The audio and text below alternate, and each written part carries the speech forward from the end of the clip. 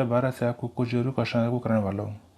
यहाँ आप देख रहे होगे कि मैंने आपको जो देखा जाए चैप्टर 9 के बाद सीधा आपको करा रहा हूँ चैप्टर 12 करा रहा हूँ, क्योंकि बीच में देखा जाए चैप्टर 10 और 11 मुझे कुछ खास लगे नहीं, इसलिए मैंने वो चैप्टर छोड़ दिया आपके लिए। अगर आप करना चाहें तो आप अपनी तरफ से कर सकते हैं, लेकिन फिलहाल मैं आपको जो है कराना चाहूँगा चैप्टर 9 के बाद में चैप्टर 12। तो क्योंकि यहाँ देखा जाए चैप्टर यहाँ पर हमारा बनता है, यहाँ पर चैप्टर 10 बनता है पढ़े कैसे, चैप्टर 11 बनता है सार कैसे लिखे। तो ये मुझे कुछ खास लगा नहीं, इसलिए मैं छोड़ दिया। उसके बाद अगर आप करना चाहते हैं बिल्कुल कर सकते हैं, लेकिन फ़िलहाल मैं शुरू कर रहा हूँ चैप्टर 12 कर रहा हूँ, और चैप्टर 12 का नाम बनता है इसे जगाओ। तो इस कविता में पहले मैं आपको बताना चाहूँगा कि कविता है क्या, उसके बाद मैं आपको कविता जुड़े जो सवाल बनते हैं आपको उनको समझाऊँगा। तो फिलहाल देखा जाए शुरुआत करते हैं यहाँ पर कविता से। तो यहाँ देखा जाए आपको जो पेपर में अगर आपको आता है कवितांश आता है, आपको मेरे कविता का कुछ अंश आता है, तो वो आपको आएगा 5 नंबर का। अगर लिखने के लिए आता है प्रसंग व्याख्या करो, प्रसंग सहित व्याख्या करो, तो वो आपको 5 नंबर का आएगा। जिसमें पूरी आपको कविता लिखने के लिए नहीं आती, ना ही उसमें जो आपको पूरी कविता दे देते हैं, बल्कि उस कविता का कुछ हिस्सा है, आपको कहा जाता है कि उस हिस्से का कवितांश का जो है प्रसंग व्याख्या करो। जैसे फिलहाल में यहाँ पर जो देखा जाए कविता का मैंने यहाँ पर कुछ अंश ले लिया है, और इस अंश में आपसे कहा जाता है जैसे प्रसंग सहित व्याख्या करो। तो चलिए सबसे पहले मैं आपको जो कविता है इसके बारे में आपको समझा देता हूँ कि कविता है क्या। भाई सूरज जरा इस आदमी को जगाओ, भाई पवन जरा इस आदमी को हिलाओ।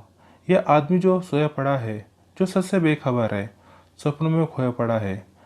भाई पंछी इसी कानों में चिल्लाओ, भाई सूरज जरा इस आदमी को जगाओ। तो अब इतना पढ़ने बाद हमें करना क्या है, हमें इसका करना है प्रसंग से आहित व्याख्या करनी है।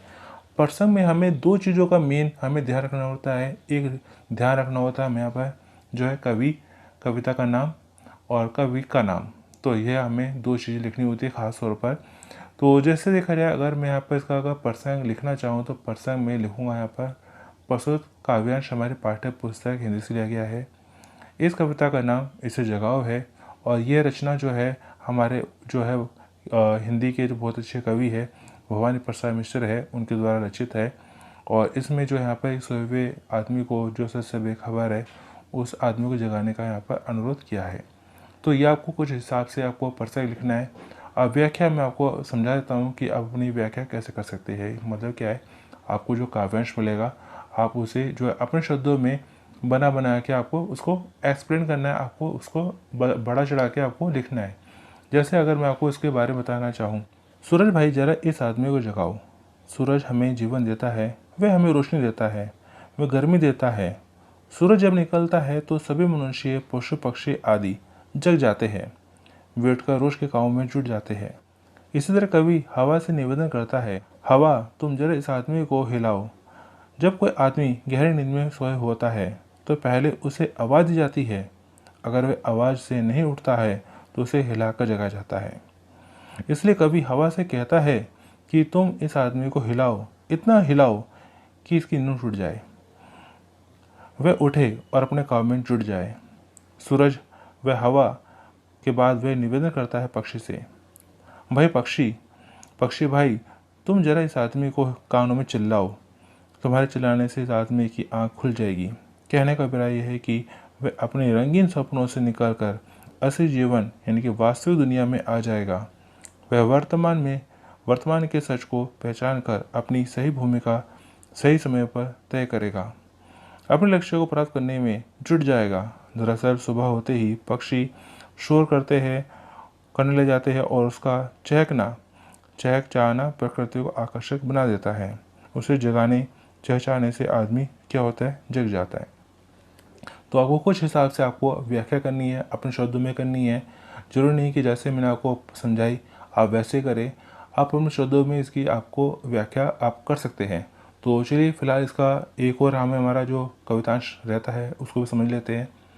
इस कवितांश में आपसे कहा जाता है, वक्त पर जगाओ, नहीं तो जब बेवक्त जागेगा यह तो आगे निकल गए हैं उन्हें पाने, घबरा के भगेगा यह। घबरा के भागना अलग है, क्षिप्र गति से अलग है। क्षिप्र तो वह है जो सही क्षण में सजग है। सूरज इसे जगाओ, पवन इसे हिलाओ, पंछी इसके कानों में चलाओ। भवानी प्रसाद मिश्र। इस काव्यांश का भी हमें देखा जाए प्रसंग पहले जैसे ही लिखना है, लेकिन व्याख्या थोड़ी सी क्या होती है, बदल जाती है। तो व्याख्या मैं आपको थोड़ा समझा देता हूँ यहाँ पर। कवि सूरज, हवा और पक्षी से सिर्फ सोए हुए आदमी को जगाने भर के लिए नहीं कहता, बल्कि यह चाहता भी है कि समय पर जगाओ। अगर वह समय पर नहीं जगेगा तो दूसरे लोग उसके आगे निकल जाएंगे और वह पीछे रह जाएगा। वक्त बीत जाने पर वह, जब वह उसे एहसास होगा कि पीछे रह गया है, तो हड़बड़ा कर तेजी से आगे निकलेगा। अगर वह घबराहट में अपने लक्ष्य को पूरा करने की कोशिश करेगा तो उससे कुछ गलतियां भी हो सकती है। यह जल्दबाजी में काम करने पर जब वह अपने मकसद तक नहीं पहुंचेगा तो उसे गुस्सा आएगा। इससे उसे मानसिक तनाव पैदा होगा।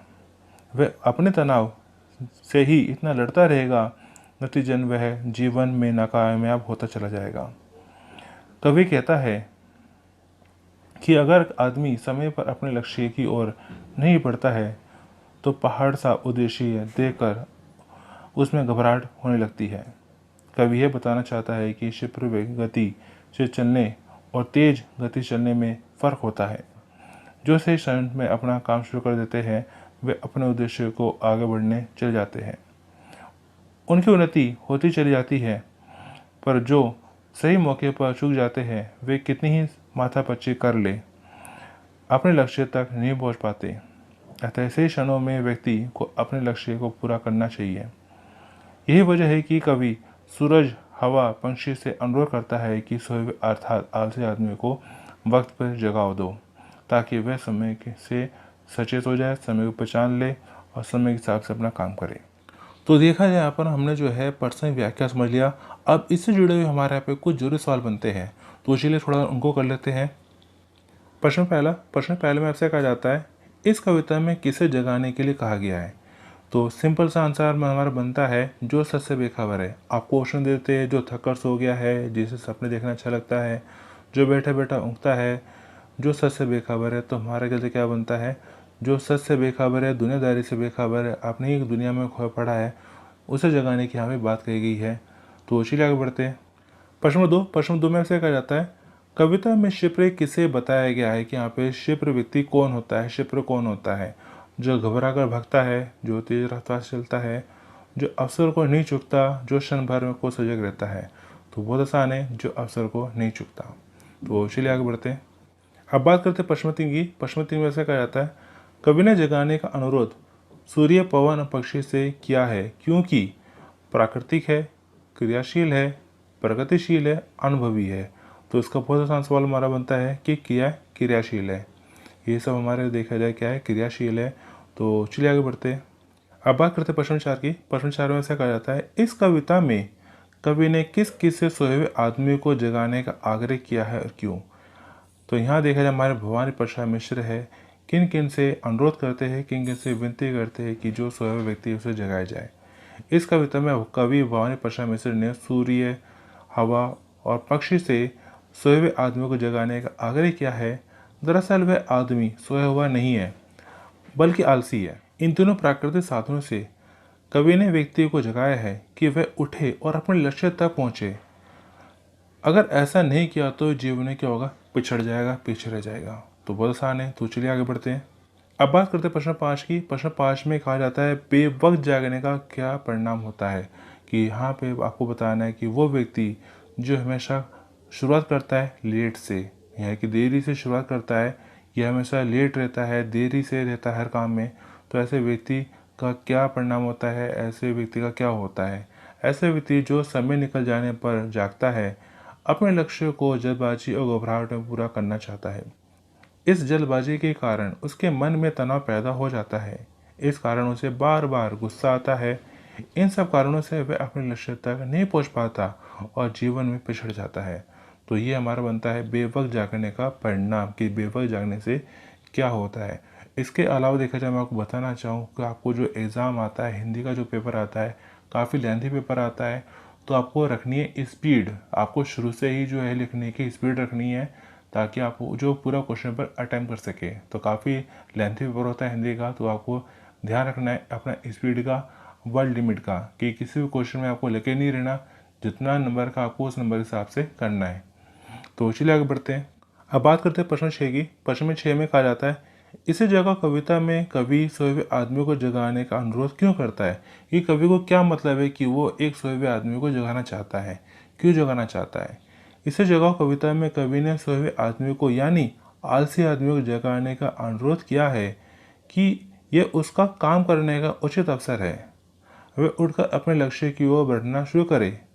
अगर यह अवसर हाथ से चला गया तो वह अपने लक्ष्य को पूरा नहीं कर पाएगा। जल्दबाजी करेगा तो मानसिक तनाव होगा, घबराएगा और ऐसी स्थिति ना पैदा हो, इसलिए उसे सोए हुए आदमी को सही वक्त पर जगाने का अनुरोध किया है। तो ये हमारा बनता है।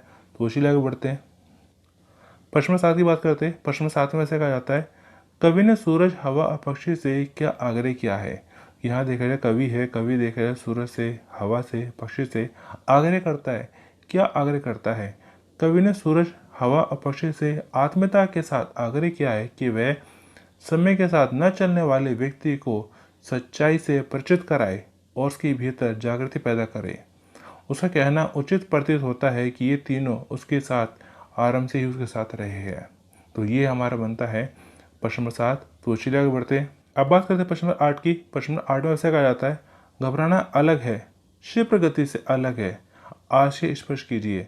घबराकर भागना और तेज गति से भागने में फर्क होता है। तेज गति का अर्थ है सही अवसर पर सचेत हो जाना, सही मौके पर नहीं चूकना। जो अवसर पर चूक जाते हैं वे लाख उठापटक करने के बाद भी कामयाब नहीं होते। तो चलिए